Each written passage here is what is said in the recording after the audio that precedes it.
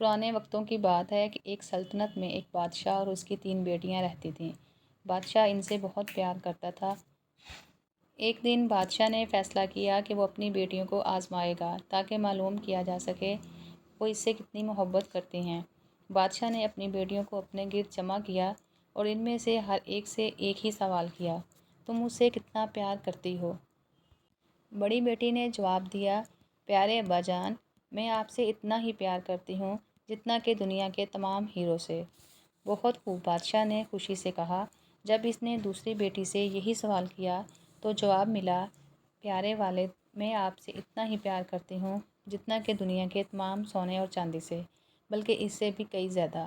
بادشاہ خوشی سے مسکرا دیا۔ اب سب سے چھوٹی بیٹی کی باری تھی۔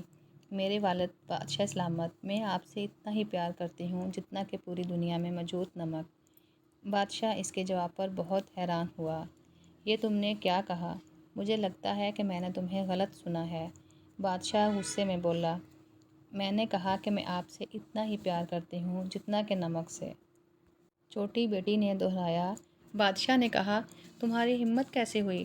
تمہاری بہنیں مجھ سے اتنی ہی محبت کرتی ہیں جتنے ہیرے اور سونے سے، اور ایک تم ہو کہ مجھ سے نمک جتنی محبت کرتی ہو۔ ابھی محل چھوڑ دو اور کبھی واپس مت آنا۔ شہزادی روتی ہوئی جنگل میں پہنچ گئی۔ جب ایک شہزادہ جو وہاں سے گزر رہا تھا خوبصورت شہزادی کو دیکھا تو اسے اس سے پیار ہو گیا۔ شہزادہ اسے اپنے محل لے آیا اور جلد ہی اس سے شادی کرنے کو کہا۔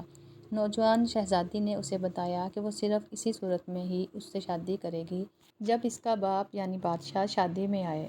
شہزادی نے کہا، افسوس کی بات ہے کہ میرے والد مجھ سے ناراض ہیں اور انہوں نے مجھے کہا ہے کہ کبھی بھی ان کے پاس واپس نہ جاؤں۔ اس نے وضاحت کی۔ شہزادے نے شہزادی سے کہا کہ میں بادشاہ کو اپنی شادی کا دعوت نامہ بھیجوں گا اور جب وہ آئے گا تو ہم اسے اچھا سبق سکھائیں گے۔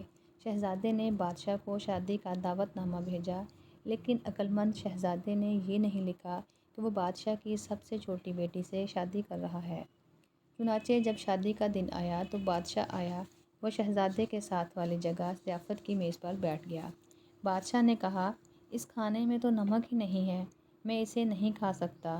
اسی وقت ایک پردہ پوش لڑکی اس کے پاس نمک لے کر آئی اور کہنے لگی، یہ ہے نمک، مجھے امید ہے کہ کھانے کا ذائقہ اب بہتر ہوگا۔ بادشاہ نے فوراً اس کی آواز پہچان لی۔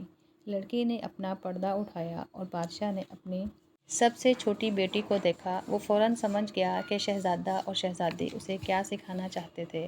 اپنے کیے پر شرمندہ ہو کر بادشاہ نے اپنی بیٹی سے معافی مانگی۔ پیارے ابا جان، میں آپ کو معاف کرتی ہوں۔ بادشاہ، شہزادہ اور شہزادی خوشی خوشی زندگی گزارنے لگے۔